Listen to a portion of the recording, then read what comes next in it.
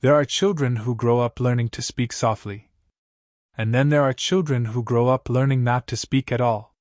Not because they have nothing to say, but because somewhere along the way, the world taught them that silence was safer than sound, that shrinking was easier than being seen, that disappearing was better than being misunderstood.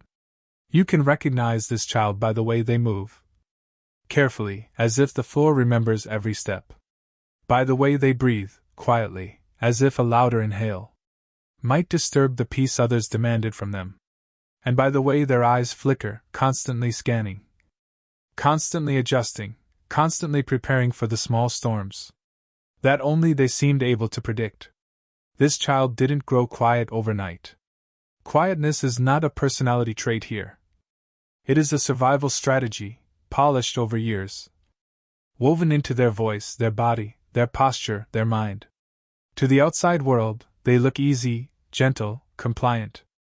But inside, entire worlds live. Unspoken, unexpressed, waiting. This is the story of that child. The psychology behind their silence. The invisible forces that shaped them. The quiet conflicts that lived beneath their calm surface. And the slow, delicate process of learning that a voice is not a threat, but a birthright. Chapter 1: The First Quietness. Before a child becomes quiet, there is always a moment, soft, almost invisible, when they realize that the world listens differently to them than it does to others. Sometimes, it begins with a single expression on an adult's face. A brief flicker of irritation. A sigh too heavy for a small heart to hold. A sharp tone that tells the child their emotions take up too much space. The child doesn't understand the meaning, but they feel the shift. They feel the room grow colder around their voice. And in that moment, something inside them bends. This first quietness is rarely dramatic. It looks like hesitation. A swallowed sentence. A thought they were excited to share, that suddenly feels too fragile for the air. They learn that some questions annoy people. Some joys seem inconvenient. Some fears are dismissed before they finish their shape. So they start to test the world in silence. They speak, but softer. They try, but more carefully. They watch the adults more closely, as if the answers to their own emotions live in someone else's reactions. Over time, a pattern forms. The child notices that life becomes smoother when they stay out of the way. The room feels calmer when they take up less space. People praise them. Such a good kid. Such a quiet child. Such an easy one. But praise that comes from shrinking always feels like a warning. In their small body, a rule begins to take root. To be loved, stay small. To be safe, stay silent. They do not choose this rule. They inherit it from the atmosphere around them. And so begins the earliest layer of their silence. Not as emptiness, but as the softest form of self-protection. A child learning how to disappear. Just enough to keep the world calm. Chapter 2: Where it begins. Silence, in a child, rarely grows from nothing. It grows from atmospheres. From the emotional climate of a home. From the tension that hangs in doorways. From the invisible rules that shape how a family breathes. Every quiet child lives inside a story of unspoken things. Sometimes the home is loud, but not in a way that welcomes their voice. Arguments erupt like sudden storms. Voices collide. And the child learns that adding their sound might only invite more thunder. So they fold their own noise inward. Sometimes the home is quiet, but the silence feels heavy. A silence of distance, of cold routines, of affection placed out of reach. In this kind of stillness, the child learns that feelings are private things, and that speaking too much is a disruption rather than an invitation. And sometimes the home is simply hurried. Everyone rushing. Everyone tired. Everyone carrying invisible loads. The child senses that their inner world might be one more thing for someone else to manage. So they carry it alone. Children observe more than adults imagine. They study the way faces tighten, the way moods change with small triggers, the way love seems conditional, dependent on behavior, tone, timing. In these observations, a belief forms quietly. If I stay calm, everything stays okay. If I stay small, no one gets upset. And so silence becomes their contribution to the household balance. A gift they give at the cost of their own expression. This is where their psychology begins to shape itself. In the micro moments when they decide, again and again, that peace is something they must protect, even if it means sacrificing their voice. In this early environment, silence becomes not just a behavior, but a language, one the child learns fluently, long before they understand why. Chapter 3: The Brain Learns Silence. A child's silence is not only emotional, it is neurological. The brain adapts to the world it grows in, shaping itself around patterns, tones, dangers, and expectations. When a child repeatedly senses tension, unpredictability, or emotional scarcity, their nervous system begins to reorganize itself around one central goal: reduce threat. Not consciously, but biologically. In these moments, silence becomes the brain's most reliable tool. The amygdala, the part of the brain that scans for danger, starts reacting faster, earlier, and with greater sensitivity. This is called hypervigilance. A quiet child often looks calm on the outside, but inside, their senses are sharpened. Always observing, always preparing. As if the world is a puzzle they must solve in advance. To stay safe. Attachment plays a role too. When emotional responses from caregivers are inconsistent. Warm one moment, distant the next. Open on good days, on edge on others. The child's social brain learns to tread softly. They begin to predict moods, adjust their behavior, and shrink their presence to keep connection intact. This isn't weakness. This is survival intelligence. Over time, the prefrontal cortex, the part responsible for self-regulation, learns the routine. Stay quiet, stay safe. It becomes a default setting, a well-practiced neural pathway. So the child grows into someone who listens more than they speak. Not because they expect rejection, but because their body learned that silence is the smoothest path through the world. The tragedy is that this adjustment works. It reduces conflict. It keeps the peace. It avoids disappointment. And the brain, always loyal to what keeps it alive, chooses repetition over risk. Thus, silence becomes not only a strategy, but a wired part of who they're becoming. A psychological echo that follows them long after the original environment is gone. Chapter 4: The War Inside. As the quiet child grows, their silence begins to form two worlds. One they show, and one they hide. On the outside, they seem peaceful, easy to talk to, undemanding. People call them thoughtful, calm, mature for their age. They become the listener, the one who absorbs rather than expresses, the one who keeps their storms private. But inside, another story unfolds. There is a voice, small, persistent, that wants to speak. It wants to question, to wonder aloud, to push back, to laugh too loudly, to exist without shrinking. This voice is restless. It knows there is more to them than quiet efficiency. Yet every time it rises, another part of them steps in.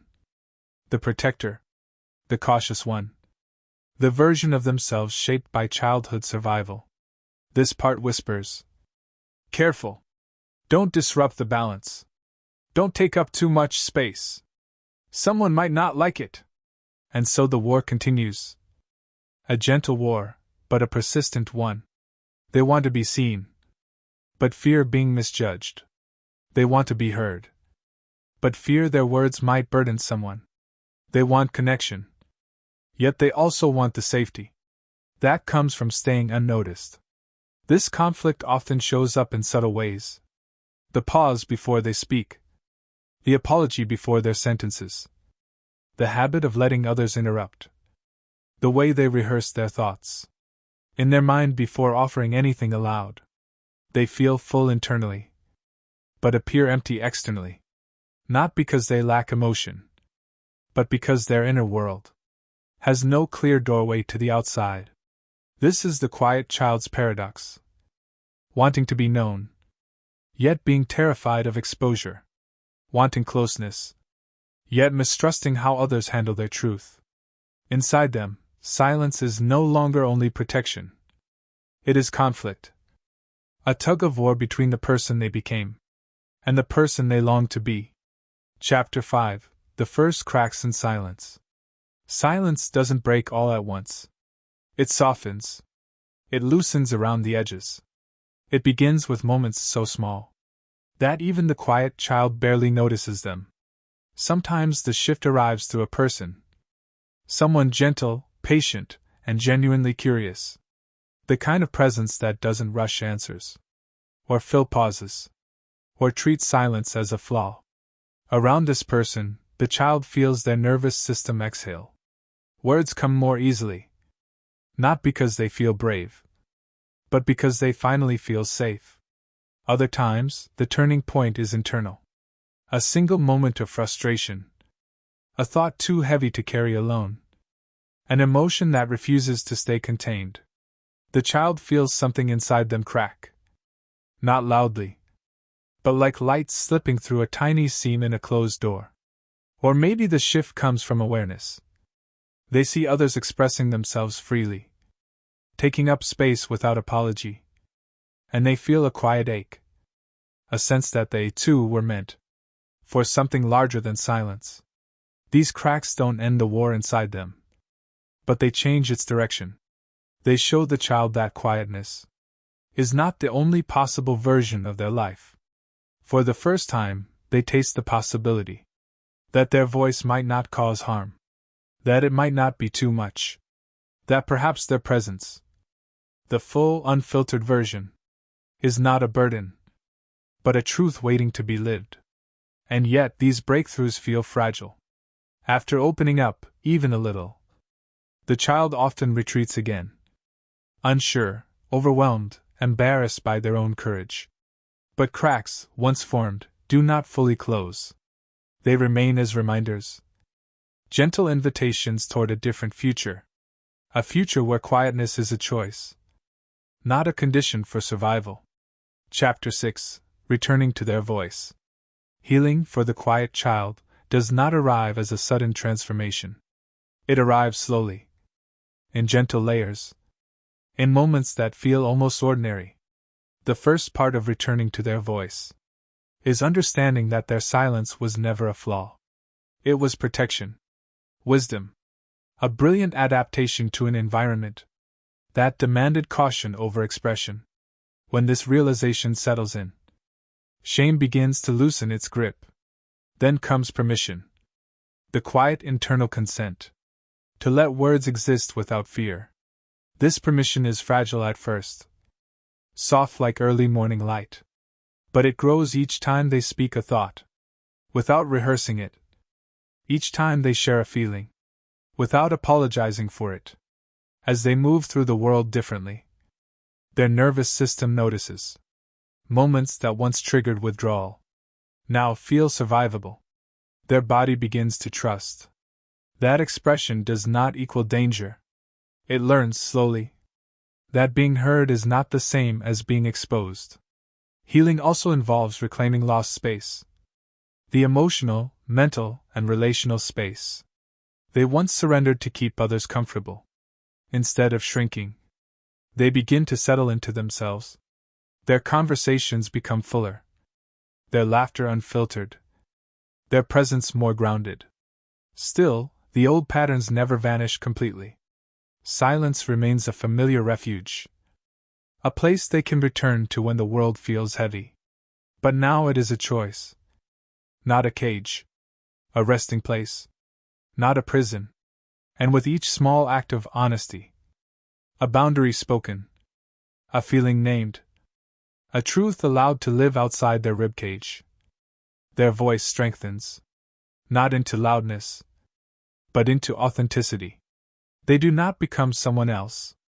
They simply become the version of themselves that silence once protected, but no longer needs to contain. Chapter 7: The Echo of Becoming. There comes a moment in every quiet child's life, whether in youth, adulthood, or somewhere quietly in between, when they look back at the person they once were, and understand their silence with clearer eyes. Not as weakness, not as absence, but as a language their younger self had to speak, to survive a world that felt too sharp for their softness. In this reflection, there is tenderness, a kind of mourning, for all the words they swallowed, and all the emotions they carried alone. But there is gratitude too, for the resilience that lived inside their silence, the wisdom woven into their restraint, the strength hidden in the way they observed life, before ever stepping fully into it. The echo of their old quietness remains, but it no longer defines them. Instead, it hums in the background, a reminder of the journey they traveled, from shrinking to unfolding, from disappearing to arriving. As they reclaim their voice, they discover that expression doesn't need to be loud to be real. Their truth doesn't need volume. It needs room. It needs safety. It needs patience. And now, they can offer those things to themselves. Their voice may still tremble at times, but trembling is simply the sound of something long hidden, learning how to breathe again. They grow into someone who speaks with intention, who chooses their words not out of fear, but out of clarity. Someone who understands silence intimately, not as a prison, but as a place they once lived, and have now learned to leave. And in this quiet, powerful becoming, they realize something profound. The child who learned to stay quiet was never broken, only waiting for the day they would learn that their presence has weight, their voice has worth, and their story deserves to be heard, even if spoken softly.